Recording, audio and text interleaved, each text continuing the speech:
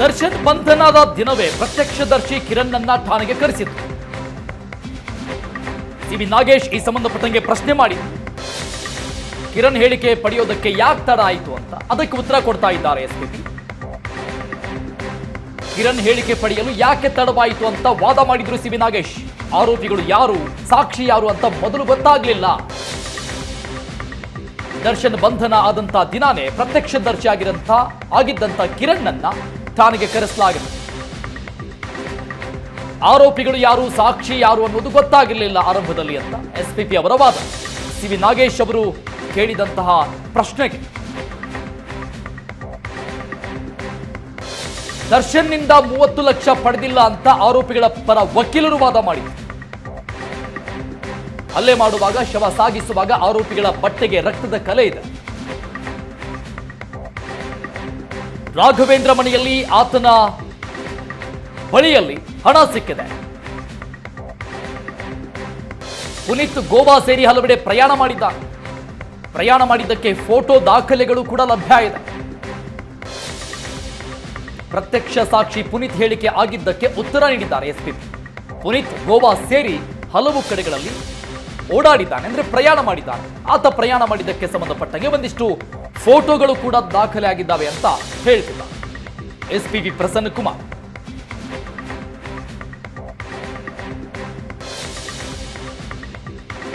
June 10ರಂದು Raghavendra, Karthik, Keshavamurthy, Nikhil ಬಂಧನ. Pradosh police station ಬಳಿ ಅವರನ್ನ ಡ್ರಾಪ್ ಮಾಡ್ತಾನೆ. ಘಟನೆ ಬಗ್ಗೆ ವಿಚಾರಣೆ ಮಾಡಿದಾಗ ಪೊಲೀಸರಿಗೆ ಸತ್ಯ ಗೊತ್ತಾಗಿದೆ. ಆಗ ಶೆಡ್ನಲ್ಲಿ ಇದ್ದವರನ್ನ ಹೊರಗೆ ಕಳುಹಿಸಿ ಸೆಕ್ಯೂರ್ ಮಾಡಲಾಗಿತ್ತು.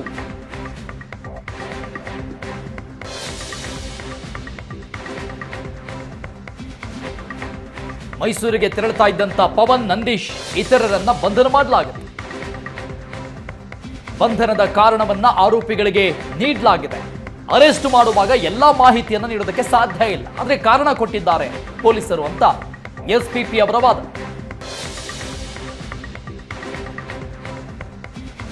ಕಿರಣ್ ಹೇಳಿಕೆ ಪಡೆಯೋದಕ್ಕೆ ಯಾಕೆ ತಡವಾಯಿತು ಅಂತ ಪ್ರಶ್ನೆ ಕೇಳಿದ್ದಂಥ ಸಿವಿ ನಾಗೇಶ್, ವಾದವನ್ನು ಮಾಡಿದಂಥ ಸಿವಿ ನಾಗೇಶ್ ಅವರಿಗೆ ಎಸ್ಪಿಪಿ ಪ್ರಸನ್ನ ಕುಮಾರ್ ಉತ್ತರವನ್ನ ಕೊಡ್ತಾ ಇದ್ದ.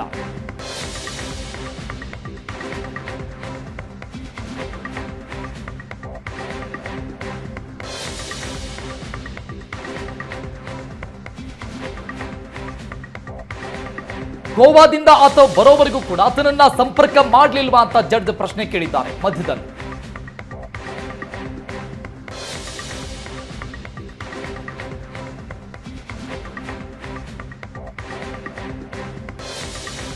ಗೋವಾಗೆ ಟಿಕೆಟ್ ಬುಕ್ ಆಗಿರುವುದು ಕ್ರೈಮ್ ಆಗೋದಕ್ಕಿಂತ ಮುನ್ನ, ಪ್ರಯಾಣ ಮಾಡಿರೋದು ಕ್ರೈಮ್ ಆದ ನಂತರ. ಅಕ್ಟೋಬರ್ 2ರಂದು ಹೆಚ್ಚುವರಿ ಹೇಳಿಕೆಯಲ್ಲಿ ಉಲ್ಲೇಖ ಸಮಜಾಯಿಷಿ ಇದೆ ಅಂತ ಸಿವಿ ನಾಗೇಶ್ ಅವರು ವಾದ ಮಾಡಿದರು.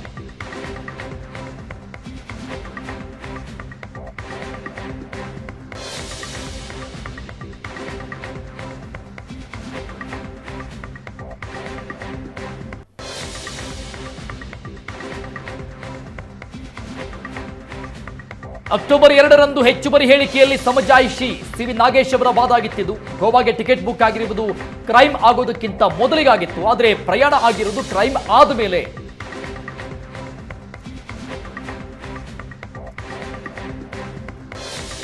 ಆರೋಪಿಗಳ ಲೊಕೇಶನ್ ವಿಚಾರಕ್ಕೆ ಸಂಬಂಧಪಟ್ಟಂಗೆ ಸಿವಿ ನಾಗೇಶ್ ಪ್ರಶ್ನೆಗಳನ್ನ ಎತ್ತಿದ್ರು ಅವರ ವಾದದಲ್ಲಿ.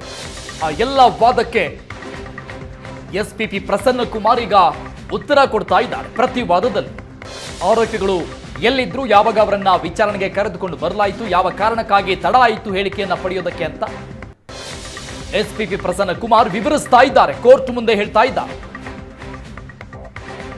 ಸಾಕ್ಷಿ ತಡವಾಗಿ ಪರಿಗಣಿಸಿದ್ದಕ್ಕೆ ಕಾರಣಗಳನ್ನ ಕೊಡಲಾಗ್ತಾ ಇದೆ.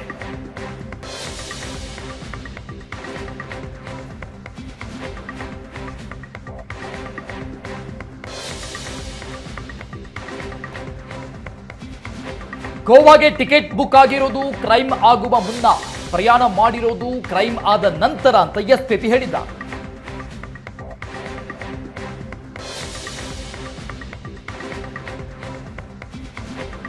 ಪ್ರತ್ಯಕ್ಷ ಸಾಕ್ಷಿ ಪುನೀತ್ ಹೇಳಿಕೆ ಆಗಿದ್ದಕ್ಕೆ ಉತ್ತರವನ್ನ ಕೊಟ್ಟಿದ್ದಾರೆ ಎಸ್ಪಿಪಿ. ಪುನೀತ್ ಗೋವಾ ಸೇರಿ ಹಲವೆಡೆ ಪ್ರಯಾಣ ಮಾಡಿದ್ದಾನೆ ಈತ.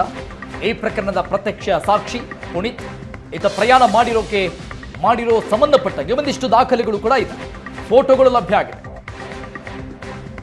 ಇನ್ನು ಜಡ್ಜ್ ಪ್ರಶ್ನೆ ಮಾಡ್ತಾರೆ, ಗೋವಾದಿಂದ ಆತ ಬರೋವರೆಗೂ ಕೂಡ ಸಂಪರ್ಕ ಮಾಡಿರ್ಲಿಲ್ವಾ ಅಂತ. ಅದಕ್ಕೂ ಕೂಡ ಎಸ್ಪಿಪಿ ಉತ್ತರ ಕೊಡ್ತಿದ್ದಾರೆ.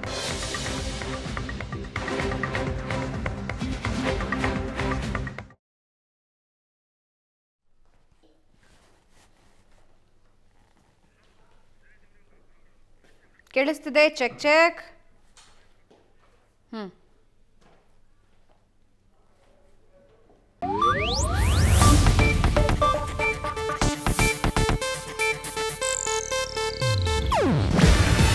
ಇದು ಏಷ್ಯಾನೆಟ್ ನ್ಯೂಸ್ ನೆಟ್ವರ್ಕ್ ಪ್ರಸ್ತುತಿ. ನೀವು ನೋಡ್ತಿದ್ದೀರಾ ಏಷ್ಯಾನೆಟ್ ಸುವರ್ಣ ನ್ಯೂಸ್.